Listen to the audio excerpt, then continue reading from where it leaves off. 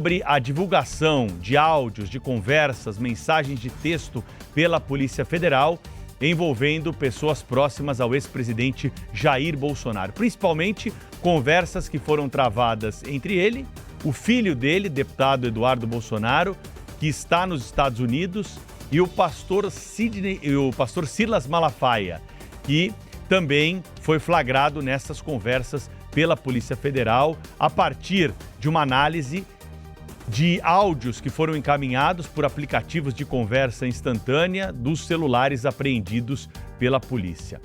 Nós tivemos esses elementos todos apresentados para o Supremo Tribunal Federal em um novo indiciamento que aconteceu. Por quê? Por tentativa de se atrapalhar as investigações que estão em curso a respeito de golpe de Estado e todas aquelas outras denúncias que nós estamos acompanhando. É importante pontuarmos alguns aspectos dessa questão, porque estamos falando de um processo. Em relação à política, nós temos, claro, que várias interpretações. E a primeira delas, justamente, é a de que o núcleo mais próximo do ex-presidente Jair Bolsonaro está desorganizado. Há ali um bate-boca privado que chegou à esfera pública e é muito mais intenso, claro, nas conversas reservadas, que foram agora publicadas a partir desse indiciamento da Polícia Federal, e também o que nós tivemos de declarações ao confrontar todos esses fatos recentes, inclusive o outro filho do ex-presidente Bolsonaro chamando governadores de ratos, o bate-boca que foi travado entre Eduardo Bolsonaro e Tarcísio Gomes de Freitas recentemente na questão do tarifaço. E, claro, ânimos exaltados porque o momento é muito tenso para essa ala política ligada ao ex-presidente Jair Bolsonaro. Ali, nas trocas de mensagem, nós temos estratégias de defesa também que foram escancaradas como se provas fossem. O fato é o seguinte: o Supremo Tribunal Federal já mostrou nesse processo que não precisa de muito elemento para tomar a decisão que quer tomar. Afinal de contas, muitas interpretações são absolutamente subjetivas. A legislação coloca ali a regra e o Supremo utiliza essa regra com os argumentos que quer. Então, nesse caso específico do pedido de asilo que Bolsonaro teria preparado para encaminhar para o presidente da Argentina, Javier Milei, nós temos um instrumento de direito internacional que foi evocado por alguém que está sendo alvo da justiça e se sente um perseguido político. Há uma diferença entre refúgio e asilo. O refúgio é para qualquer outra situação que não envolva questões políticas. É muito pouco usado aqui na América Latina. Um instrumento que faz parte dos tratados internacionais. É utilizado principalmente para questões religiosas. E o asilo, que é muito mais comum, ele é usado para fins políticos. E nós temos um exemplo claro de pedido de asilo que foi formulado recentemente com o envolvimento do Brasil. A ex-primeira-dama do Peru, que foi trazida aqui para o Brasil depois de solicitar asilo. E aí há um componente importante que é o centro dessa discussão, desse braço do caso que estamos tratando aqui envolvendo o ex-presidente Jair Bolsonaro. Lá no caso do Peru havia uma condenação, ela estava presa e ela conseguiu um salvo-conduto da presidente do país, que é quem autoriza ou não a saída dela do país, depois que o Brasil aceitou o pedido de asilo e trouxe no avião da FAB, vocês lembram disso? A ex-primeira-dama do Peru aqui para o Brasil para que ela pudesse, então, ficar aqui e não cumprir a pena. Lá o crime era muito mais grave, de corrupção. Então, nesse caso específico, é direito de qualquer um fazer o pedido de asilo. Agora, se isso vai ser interpretado como uma tentativa de fuga pelo Supremo Tribunal Federal, é o que nós vamos acompanhar. Lembrando que, aceito esse pedido, Bolsonaro poderia até sair do país porque ele não precisa do passaporte para ir para a Argentina. Existe até uma fronteira ali que não é necessário nem pegar avião. E aí sim, ele sairia do país se recebesse esse pedido, que nem chegou a ser encaminhado pelas apurações que temos. Tem um outro pedido também, que é pedir para o governo brasileiro: olha, recebi o asilo lá, tô indo, preciso da autorização para sair do país. E a justiça pode dar ou não. Vocês já imaginam qual seria a resposta para um tipo de pedido como esse.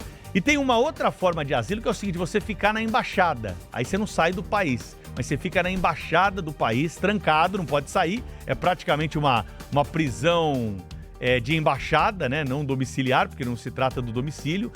E aí, dentro da embaixada, a polícia não pode cumprir nenhum tipo de decisão, porque é um território protegido. Então são essas as formas ali que nós temos para discutir um pouquinho esse assunto, contar o que tem da nossa legislação e da prática que é adotada. Agora, essa história toda só escancara ainda mais o racha que nós temos na direita, na oposição ao governo Lula, que já é tratado. Ontem foi tratado aqui em entrevista com o presidente do Progressista, Ciro Nogueira. Nós perguntamos a ele sobre isso. Ele disse que isso, claro, que prejudica bastante qualquer tipo de articulação. E as mensagens trocadas, então, dessa fofoca acabam corroborando para esse tipo de interpretação. A Polícia Federal, que tem o P de polícia e o F de federal, nesse caso, está sendo chamada aí de polícia fofoqueira, porque o que trouxe muito mais do que elemento jurídico para essa questão é a troca de mensagens íntimas e a fofoca que circula agora com uma dimensão muito maior a partir da publicidade dada a essas conversas. Thaís Freitas está aqui do meu lado, tem mais informações sobre esse assunto, outros pontos para a gente discutir. Thaís, bom dia. Bom dia, Pedro Campos, a todo mundo que está aqui conosco no Jornal Gente. Implicações políticas dessa história, porque elas existem e são várias.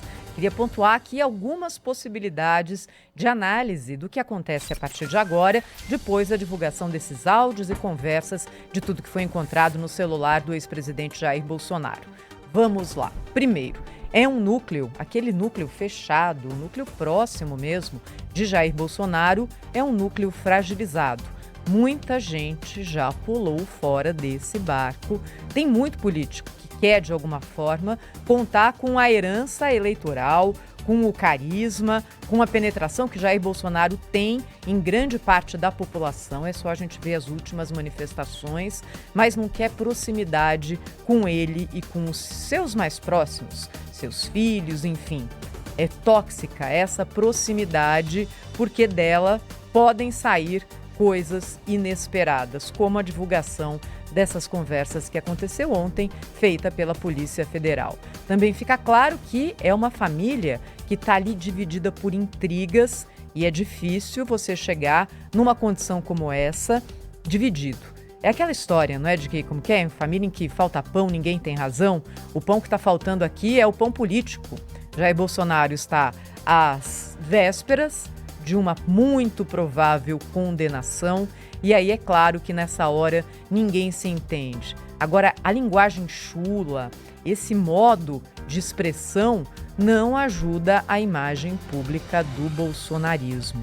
Também explicita a ação de Eduardo Bolsonaro nos Estados Unidos e o quanto isso teve, sim, de relação com a supertaxação norte-americana imposta a produtos brasileiros. E a gente já falou tanto aqui sobre isso. Olha, se os Estados Unidos estão mais preocupados com o Brasil no BRICS, com a nossa aliança com a China, com o PIX, com o enfraquecimento do dólar, com a postura arredia, muitas vezes agressiva, do presidente Lula contra Donald Trump, tudo isso contou.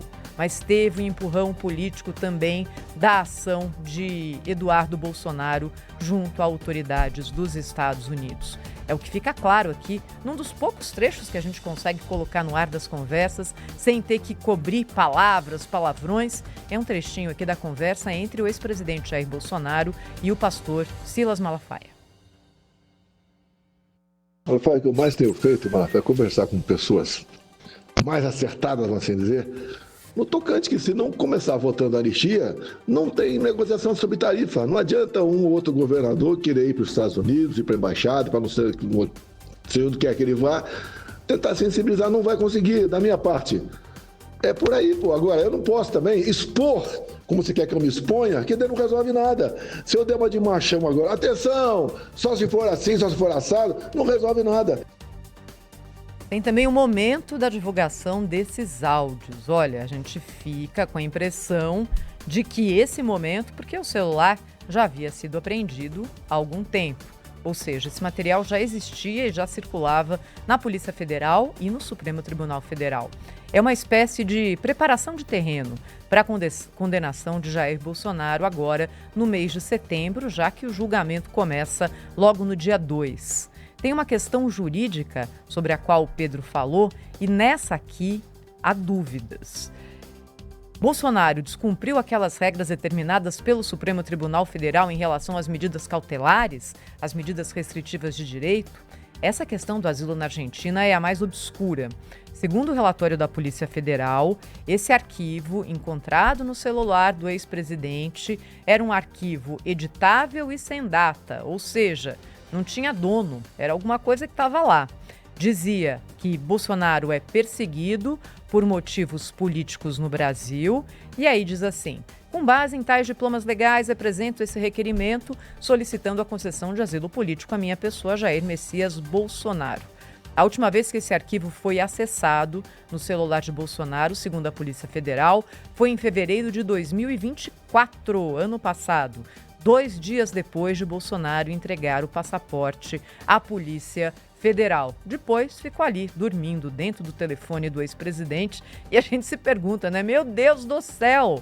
Como uma pessoa nessa condição de investigação mantém esse tipo de documento ali guardadinho no seu celular ou recuperável por qualquer pessoa que consiga ter acesso a arquivos que foram deletados? E aqui a gente volta à questão central trazida pelo Pedro Campos. Quem vai ser o candidato da direita em 2026? Qual é o desgaste que mais esse episódio traz, não para o núcleo duro de Jair Bolsonaro, para aquele eleitorado fiel? Nesse aqui, nada acontece. Agora, para a imagem que Jair Bolsonaro tem junto ao público mais conservador, que não é necessariamente bolsonarista. E é esse eleitor que vai definir a eleição em 2026. Há um claro incômodo de Eduardo Bolsonaro com o governador Tarcísio de Freitas de São Paulo. Um trechinho aqui, vou usar algumas letras para não colocar o conteúdo inteiro. Na mensagem que Eduardo Bolsonaro mandou ao pai, Jair Bolsonaro, aqui a seguinte menção: VTNC, seu ingrato do C. É o filho falando com o pai, desse jeito. Eduardo Bolsonaro estava bravo com o pai, Jair Bolsonaro, porque Jair Bolsonaro teria manifestado apoio a Tarcísio de Freitas depois que Eduardo Bolsonaro havia chamado os governadores de ratos. O espólio político de Jair Bolsonaro vai ficar com quem? O ex-presidente tem clara dificuldade de escolher quem será a pessoa que vai carregar a sua herança. Na verdade, ele não queria passar o bastão. E quem quer? Ninguém quer. O distanciamento dessa figura de Jair Bolsonaro nesse momento mais tóxico pode ajudar quem se comunica como uma opção mais moderada, que passa ao largo dessa lavação de roupa suja via WhatsApp, mas que tem características de Jair Bolsonaro que agradam a opinião pública, como esse lado mais conservador. O governador Tarcísio de Freitas, mais do que outros governadores, é ligado ao bolsonarismo e, ao mesmo tempo, está distante dele. É uma fórmula boa para esse momento. Ele vai ser candidato à presidência ou ao governo de São Paulo? É essa pergunta que todo analista político se faz todos os dias. Aliás, por falar em 2026, pesquisa do Instituto Quest, que está sendo divulgada nesta manhã, mostra que o presidente Lula estaria à frente de todos os cenários de primeiro e segundo turno se as eleições fossem hoje. Em 2 simulações de segundo turno, Lula e Bolsonaro, Lula teria 46, Bolsonaro 35, Lula e Tarcísio, Lula 43, Tarcísio de Freitas 35% das intenções de voto. A gente vai falar muito sobre esse assunto ainda hoje aqui no Jornal Gente, mas agora eu chamo direto de Brasília o Cláudio Humberto, porque além de toda essa agitação causada pela divulgação dos áudios, tem mais coisa acontecendo na capital federal.